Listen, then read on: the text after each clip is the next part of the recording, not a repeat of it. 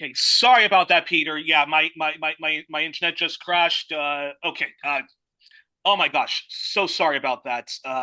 One moment, one moment. Okay, wait. I think we're already recording. Okay, let me just. I'll edit this out all later. Okay, so Peter. So my first question is this. so, uh, so talk to a critical leftist audience, anti-imperialist left audience, and people who are interested in Japanese history and current affairs, but simply aren't well informed.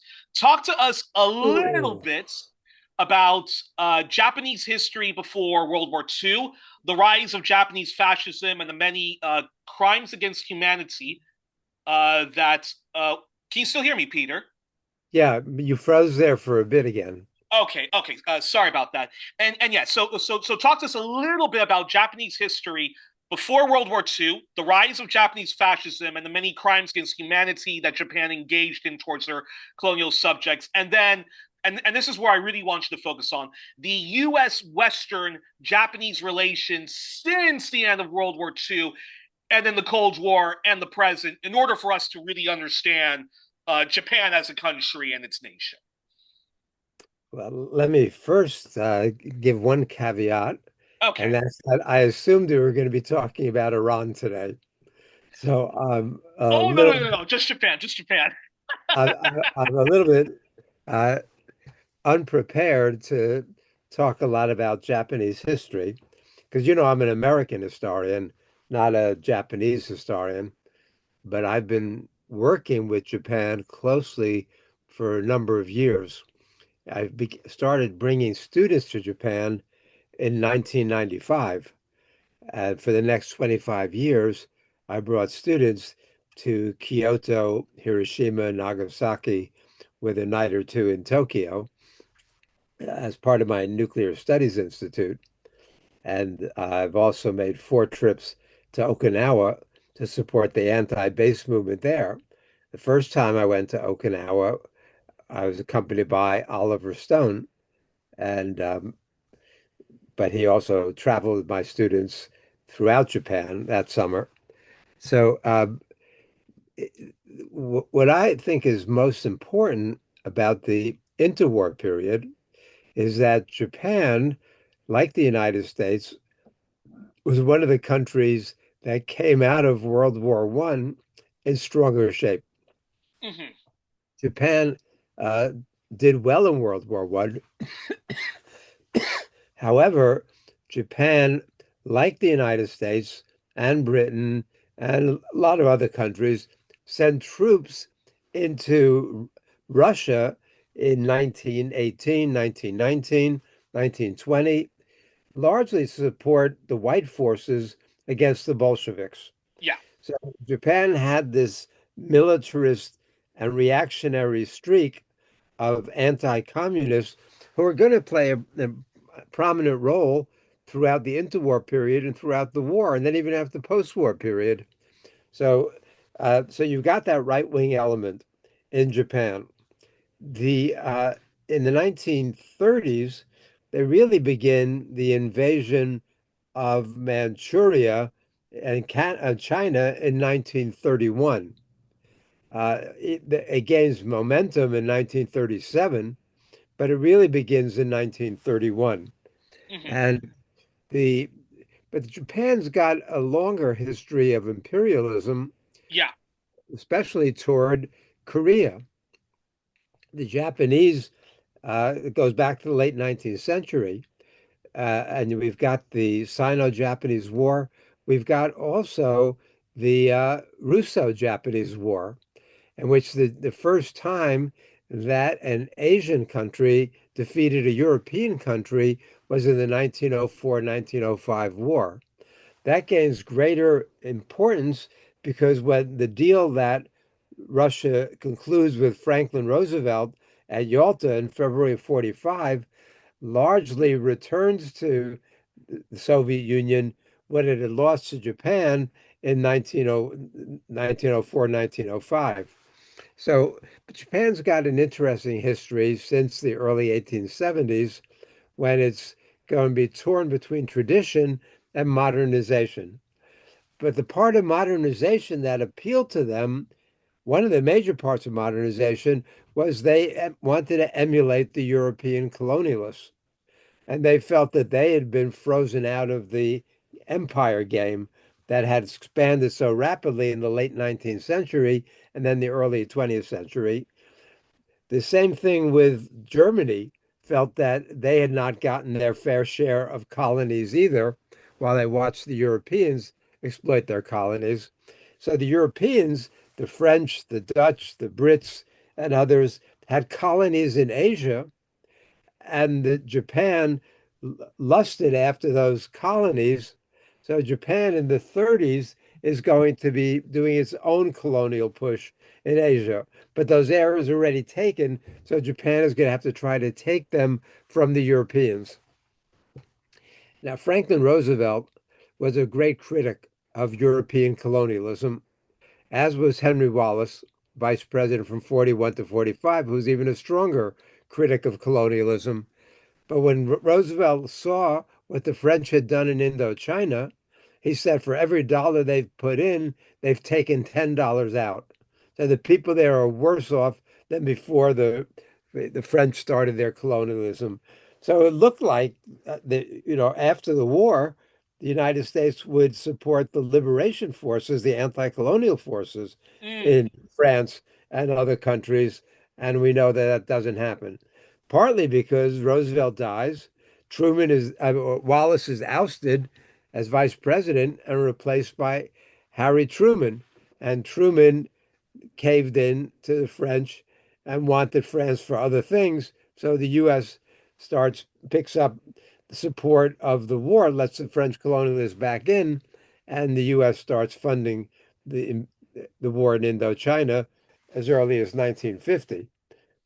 So there's a lot more history to that we could get into, but the part of that you're talking about was the interwar period when uh, Japan begins its conquest of China. So mhm. that takes off really in 1937. And in 37, we've got the rape of Nanjing. You know, a lot of Americans are not going to understand why the hatred toward, toward Japan was so palpable, Oh so yeah. visceral. The whole question, as Alan Nevins, the two-time Pulitzer Prize winning historian, says the United States hated Japan more than it ever hated any foe in its history. And we know that.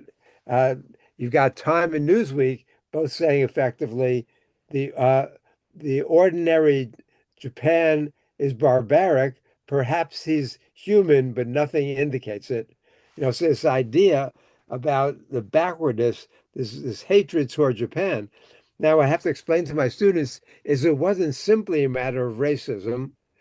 During World War II, the Americans always talked about the Japan's sneak attack at Pearl Harbor, Yeah. even though the Japanese leaders had authorized for Japan to inform the United States that they were breaking relations. They weren't going to declare war, but they were going to break relation with the United States. But because of diplomatic and really bureaucratic snafus, the message got delayed. So Pearl Harbor hit first. But even again, what people don't realize, it wasn't just the Japanese attacking Pearl Harbor. They attacked Malaysia, Burma, the Philippines. They attacked across the board. Why Pearl Harbor? Because the U.S. fleet had been moved to Pearl Harbor and it stood in the way potentially of what Japan needed, which was the Dutch East Indies, because it needed the oil. Why did it need the oil from the Dutch East Indies or Indonesia? Because the U.S. had put an embargo on the oil sales to Japan, as well as on other sales to Japan. So Japan needed the oil because if it wanted to carry out its conquest of China, it was desperately in need of that oil. And the rest of And very quickly, uh, because we won't give too much details, but Japanese fascism, Nazism, whatever you want to call it, it's far right junta at the period. very, very, very, very brutal to its colonial subjects, whether it was China, the Koreans before that, the Okinawans, Malaysians, Indonesians, Vietnamese, and so forth. Very, very Absolutely. brutal. And the Chinese and the Japanese were initially greeted as liberators because they were Asian and they Yeah. weren't Europeans. And so the countries thought that they were going to be different and better and more generous and more benign than the Europeans. But because of that, but because of that, that's why there was an embargo. That's why there was pressure on the U.S. to at least do economic sanctions on Japan and so forth. That angered the Japanese. At least that's what the official historians say. That No, no, angered the that's true. Japanese, That's true. and But it's actually even that's a little more complicated because the Japanese did conquer much of China, and the death toll was horrific. What most Western historians accept is that 12 or 13 million Chinese died at the hands of Japan. But the Chinese Communist Party puts the figure at 35 million, which is even more than the 27 million Soviets who died in the war. So I don't know the accuracy of the 35 billion figure. I mostly see something around 13 million. But what the way they treated the Chinese and the other Asians was brutal and horrific. We think of the major events like the rape of Nanjing, but they went beyond that. There was the rape and murder of nuns on the streets of Hong Kong, the tortured uh, missionaries hanging from lampposts and trees in the Philippines and elsewhere with their severed genitals stuffed in their mouths. The, wow. the Bataan Death March, which occurred in 42, but it didn't get public in the U.S. till January 44, and which what they did to the American and Filipino prisoners was unbelievably horrible. They tied them to trees and used them for bayonet practice. They castrated them. They buried them alive. They used them in horrible medical experiments. So there was a lot of reasons why the Americans hated the Japanese, even more than the Germans, which to me, when I first discovered that, was shocking because I grew up with this idea that Germany was the fount of all evil. Yeah. Most of my relatives were killed in the Holocaust before I was born, and my earliest memories were about that. But but no, most Americans hated the Japanese more. And it's interesting in the polls in which they say that they're asked during the war, which country can get along with better after the war? Overwhelmingly, it was Germany. We can get along better than Japan after the war. In fact, we now have to fast forward a little bit to the post World War II world. Now, Japan, of course, did try to surrender. Actually, no, I mean, yeah. Even in your own documentary and in the docu series Untold History of the United States, Japan, and even in John Pilger's documentary The War You Don't See, Japan did want to surrender to the United Yeah. States. They knew that they had lost the war. I think their only real demand was just that okay, you can prosecute some of our war criminals, but just leave Emperor Hirohito alone. Then comes the atomic bombing of Hiroshima. Let me complicate that a little bit. The big six, the Japanese top leaders, were split 3-3. Three of them said the only condition will be retention of the emperor and the kokutai, the emperor system. The other three had three more demands. Let's see, I remember them. They wanted to conduct their own war crimes trials. Oh, They wanted to conduct their own, effectively, no occupation. And the third one was, keep the emperor. yeah, no, keep the emperor was both groups wanted to keep the emperor. Anyway, but finally, what happens is the emperor intervenes. Now, the emperor, back in February of 45, Prince Konoe, the former prime minister, wrote a letter to the emperor saying, "I'm sorry to inform you, but defeat is inevitable." He goes on to say that the challenge before us is to reconcile defeat with without while preventing the communist revolution. What if you look at the early cabinet meetings? What they were most fearful of, they saw the big mighty Red Army when it was going liberating Europe from the Nazis. There were spontaneous communist uprisings all over, and the membership in the communist parties across Europe skyrocketed because they saw the Soviets as liberators. It's an irony, of course, that the Soviets were also in many ways cruel and brutal and quickly turned people off in the same way the Japanese had done in the Pacific. Uh, but uh, but that was the big fear. It was a communist revolution inside of Japan, and there was a lot of sympathy and support for the Soviet liberators.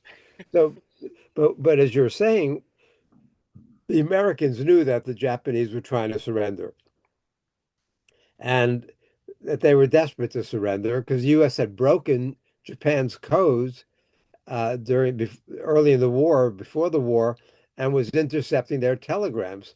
The most interesting ones were the ones from Foreign Minister Togo in Tokyo to Japanese Ambassador Sato in Moscow, back and forth, saying at one point the only obstacle to surrender is the demand for unconditional surrender. Other than that, the war is over.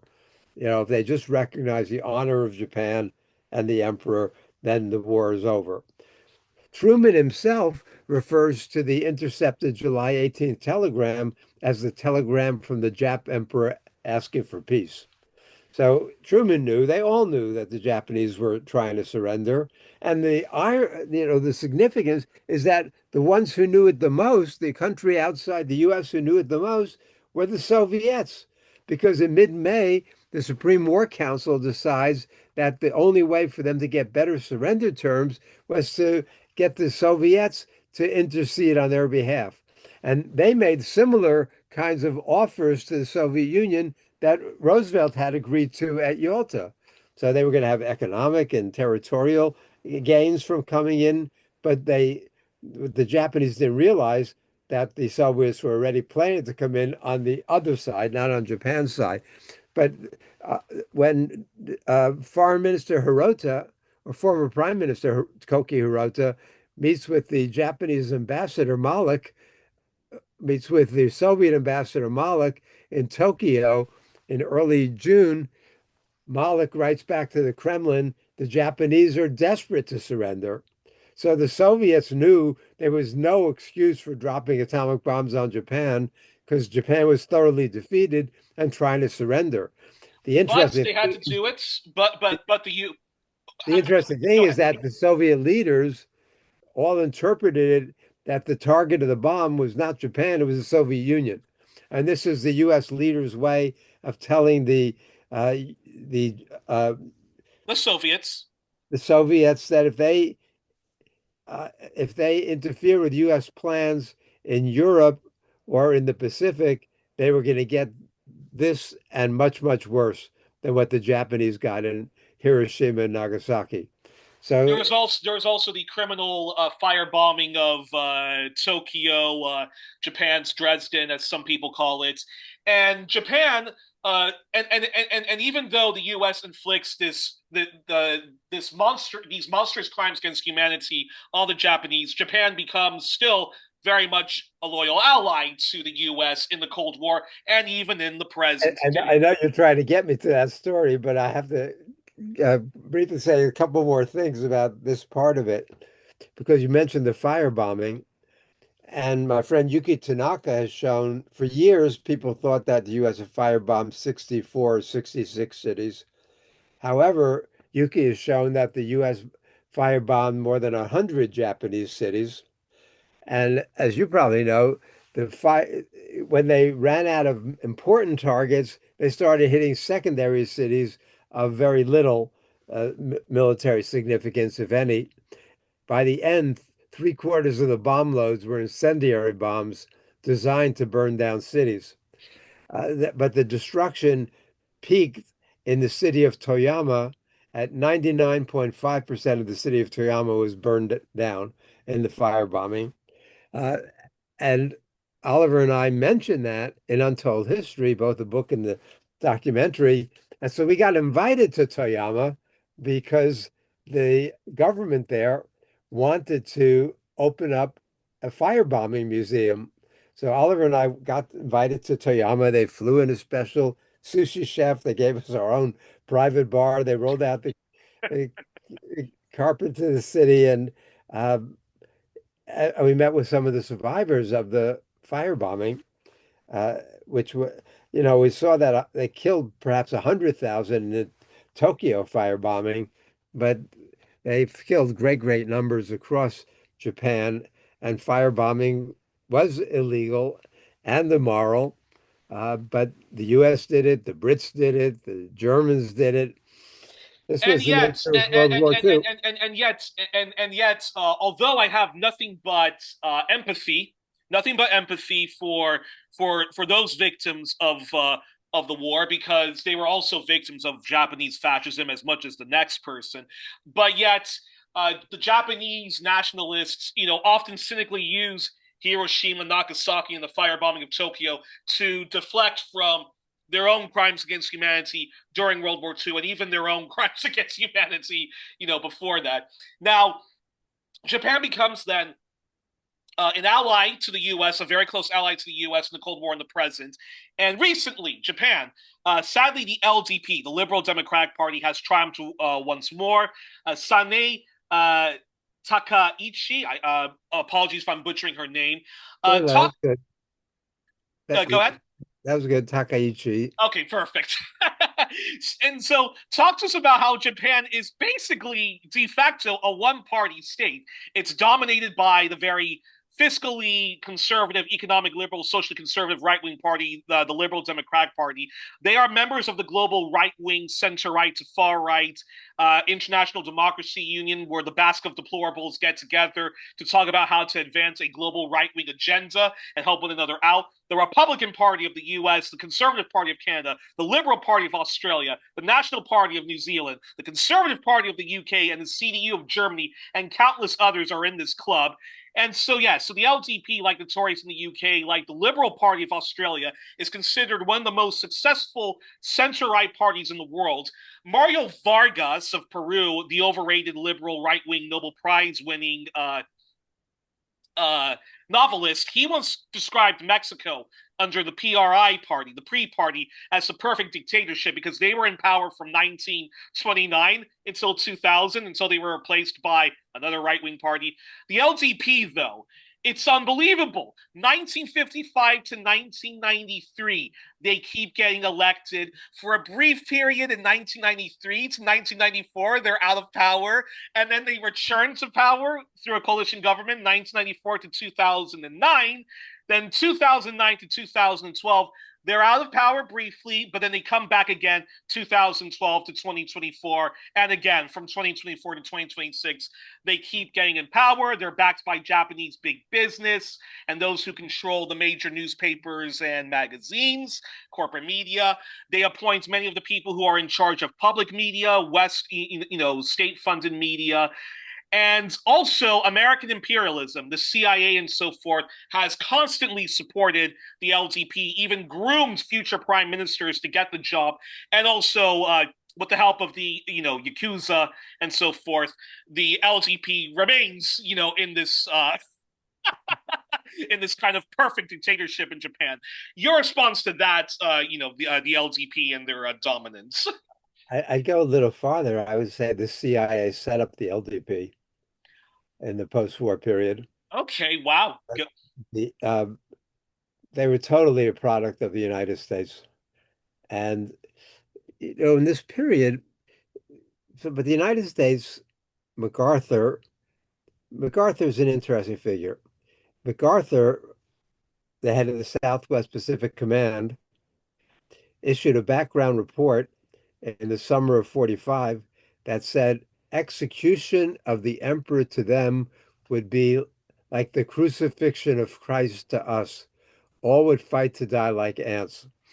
MacArthur understood that, and he was one of those who called for Truman to change the surrender terms to not call for unconditional surrender and let the Japanese know they could keep the emperor. MacArthur even said that the Japanese would have surrendered in May if happily if we told them they could keep the emperor. We could have ended the war months sooner and saved a lot of lives, but they didn't take MacArthur's counsel. You have to remember that the U.S. had 8 5-star admirals and generals in 1945. 7 of the 8 are on record saying the atomic bombings were either morally reprehensible, militarily unnecessary, or both. So 7 of the 8. And Marshall, the 8th, said that the Soviet invasion might well lever the Japanese surrender by itself. So they all knew that this was not necessary. And yet it's so ironic that the LTP, which is basically founded by a bunch of Japanese war criminals, and Yeah. they engage in atrocious Japanese atrocity, minimalism, and denialism, and so forth. And yet, yeah, so once upon a time, Japan was one of the most hated countries, amongst, Americans and Australians and Brits and anyone who was unfortunate to have been a POW camp. And yet, well, They're still hated by the Koreans and Chinese. I mean, there's a lot of Asians who haven't forgiven them for that history. Uh, but the so but it the goes other to show, but it goes to show you how the capitalists, how Western imperialists like to make friendly with fascist and neo-fascist movements because the real big enemy is anyone to the left of Bernie Sanders and anyone who's communist. well, but you look, the U.S. was happy to get in bed in Europe and in Japan with some of the most horrific extremists. The kind of experiments that Mengele was doing on human beings in Germany, Unit 731 was doing on Russians, some Chinese, some Japanese, and others in uh, China mostly. And they did horrifying human experiments. They would cut people's arms off and reattach it on the other side. They'd put them in freezing water to see how long they could endure. Then they cut off the parts that were frozen and put them back in. I mean, Wow. unbelievably horrible things that they did, Unit 731. But instead of prosecuting them as war criminals, which the U.S. should have done, the U.S. let them off scot-free as long as they gave the U.S. all of their documents from all this research. Very much like we did with Galen and the Galen organization in Europe, and a lot of the former Nazis who ran U.S. intelligence in Eastern Europe after the war, or the Peenemünde rocket scientists, Werner von Braun and the other great Americans who he brought over. Uh, the Tom Lehrer song uh, about Werner von Braun, uh, but I don't want to sing it. I'm trying to think of which lines were the best Yeah, one. yeah, yeah. No, the U.S. did that. Canada, we have countless Eastern European expat groups and civil society groups with very innocent sounding names, like the Ukrainian Canadian Congress or the Polish version of it, the Czech version of it. Yeah. All of it founded by runaway Nazi war criminals and so forth, and they lionize these. We needed them, but in Japan, U.S., as you mentioned before, freed a lot of the Class A war criminals and then used them in the government. That included people like Kishi.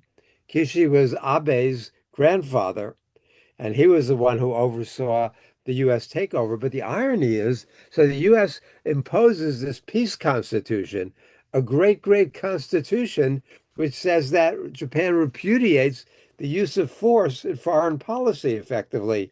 Japan can't wage war. And then when the Korean War started, the U.S. wanted Japan to change the constitution, but the Japanese people refused because they liked it. Japan was becoming the most pacifist country in the world during this period. So they learned the lesson, a lot of the people did, but they didn't learn the history. And the Japanese we have the grappling with this historical denialism for decades. Kishi was involved with that. Sato, his brother, Abe, Takaichi is doing the same thing now. Now, But then, unfortunately, I promised a half hour today, but yes. we've gone a little bit more than that, and um, we should stop now. We'll get back to this another time. Uh, okay, we're going to do exactly that. So, folks, this was an introduction to Japanese studies. I'm going to invite Peter back on, and then we'll dig a little bit more into the history of the LDP. What's it going to take for the Japanese left and their solidarity allies to break that political match fixing, as well as talking about Okinawa politics and so forth. Until then, we were joined on this edition of One Plus One with Peter Kuznick. And let me just say again, Peter, as everybody should know, co-author with filmmaker and documentary filmmaker Oliver Stone of the book and docu-series The Untold History of the United States of America, professor and director of nuclear studies at the Institute. No. Director, sorry, folks, professor of history and director of the nuclear studies at the American University in DC, columnist for Al Jazeera. Peter, thanks so much for coming back on. I hope to have you back on soon to continue our conversation. Hopefully, we'll be Thanks, talking Yuri. about Akira Kurosawa. And again, because you have to rush off, I just want to say again, rest in peace to Miss Collick's father, and on behalf of everybody, we send our deepest condolences. All my luck and best of luck until then, folks. Good night and good luck.